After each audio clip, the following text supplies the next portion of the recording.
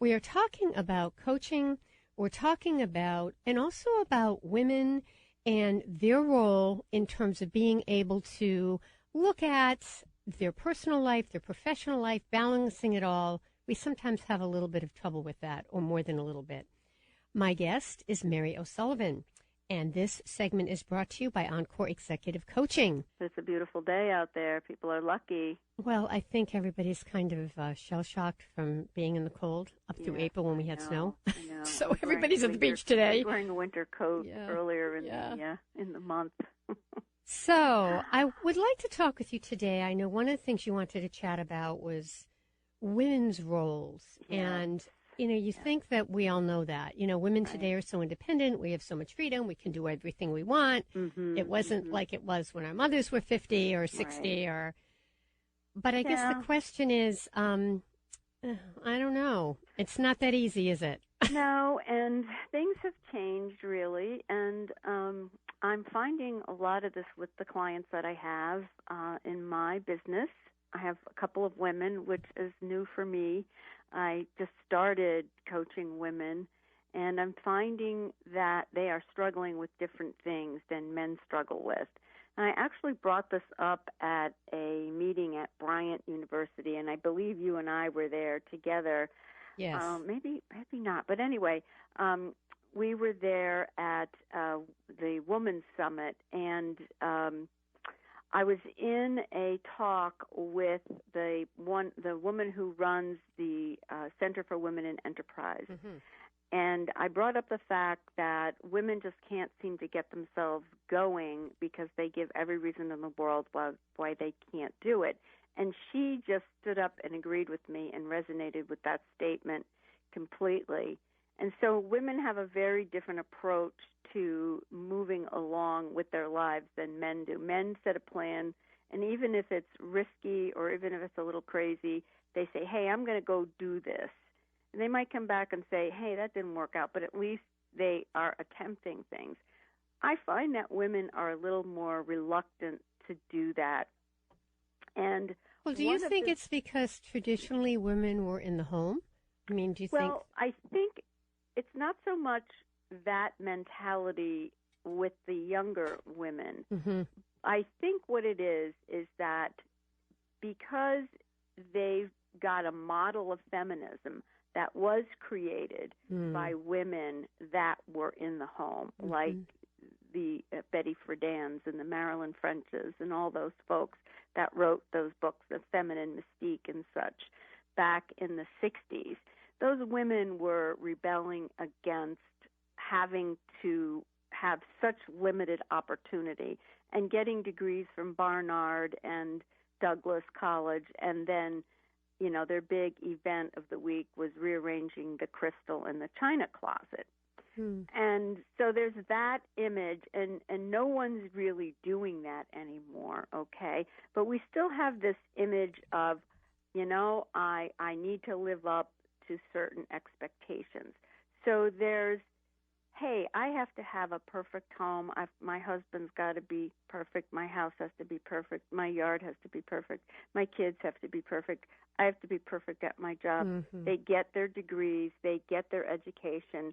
And nobody said it's okay to not have to do everything perfectly. Mm-hmm. We haven't figured out that now there are other ways to get done what you need to get done, right, and not do it yourself. But here's my question. You would think, right, if there's a two-income family, husband, wife, man, woman, two partners together that are sharing expenses, and both partners are doing pretty well, right, you would think that the woman would say, okay, I'm going to delegate. I'm going to hire this person, that person to do what I need, and I'm going to make that work.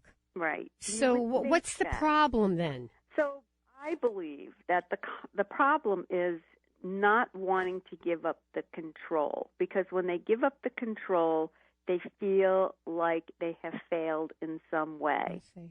Okay? So if, for instance, they hire a lawn service, they're worried that the lawn service isn't going to cut the lawn the way they want it. If they bring someone into their home to do some cleaning. The excuse is, well, I have to be there. Why? Well, I don't trust the person. Interesting. And it goes on and on and on. All right, and hold on. We have a call from Sue in Providence. Okay, Question great. about women at home. Yes, Sue. Thanks for calling. Hi. On this beautiful weekend. Well, I do have a woman's perspective, being born in 1941, and I'm almost 75, and my husband and I have been self-employed, and we've had many dips into many different businesses, mostly self-employed, but he's been employed by major universities, et cetera, and other careers. But what I find it boils down to, even now at this point at our older age, is he goes to work at this point and brings home the bacon, so to speak, and I do everything else. Right. Everything else. And I'm not getting paid for it. Right, I'm not complaining. I'm just saying. So women have a lot more options now. Right. And we may have had careers, and maybe we've gone through the childbearing thing and the grandkids. I don't have any or whatever, but we've gone through a lot of different stages. When I went to college, supposedly you went there to get a man, a teacher, a nurse, or a secretary. That was it. Or a teacher. Yeah, you hear us going, we're of that age. We're of that. We're in the baby boomer realm. Right. Yeah, very interesting. So, but here's the one, I think. Right. So you were beyond that, right? There was like nothing out there, man.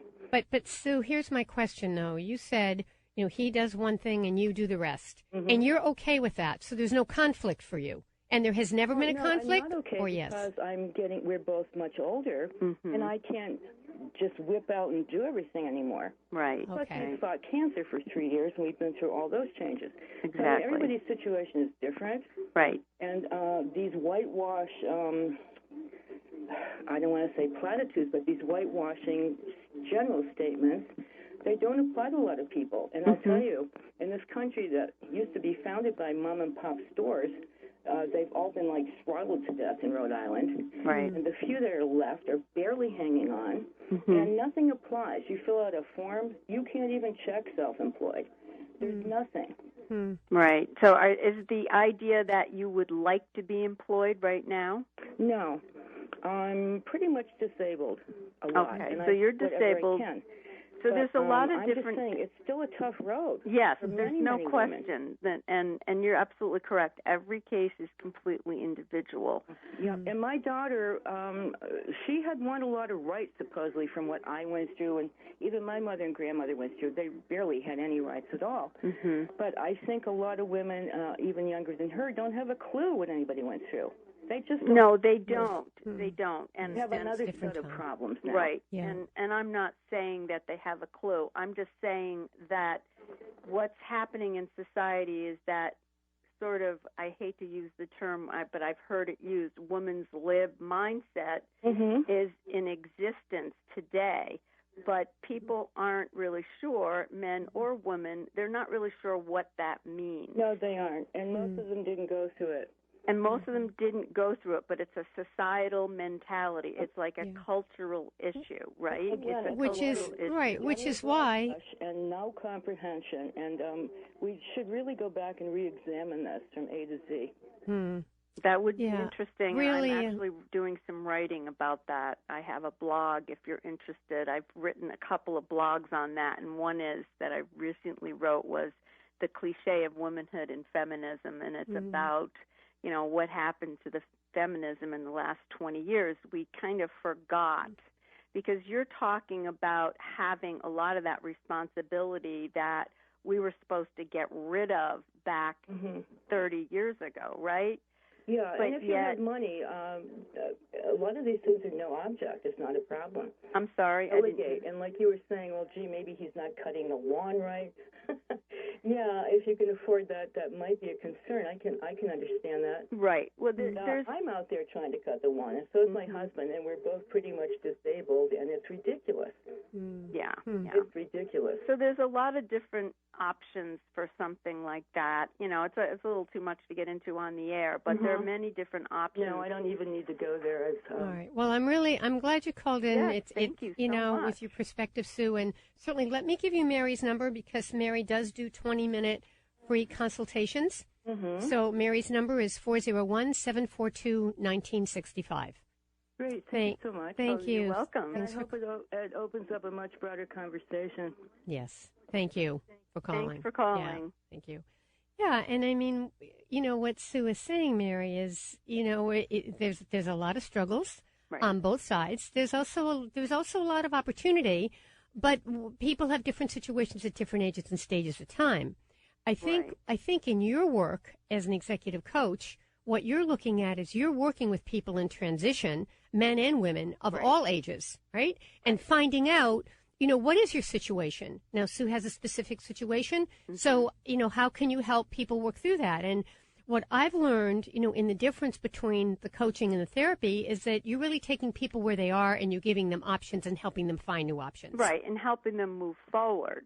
So if she had a specific issue and a specific goal that she wanted to achieve, yes, what I do as a coach is to help people clarify what their goals are and move forward. What we were talking about before she called was the fact that a lot of my clients, particularly women, young women, don't really understand what their options are, okay? They don't get what happened 50 or 30 years ago in the women's movement. So how does that affect the way they're behaving, in your opinion? Because what's happening is, as I was saying to Sue, we have a cultural mindset right now of feminism or women's lib, and it's almost like being called a racist if you're known as an anti-feminist.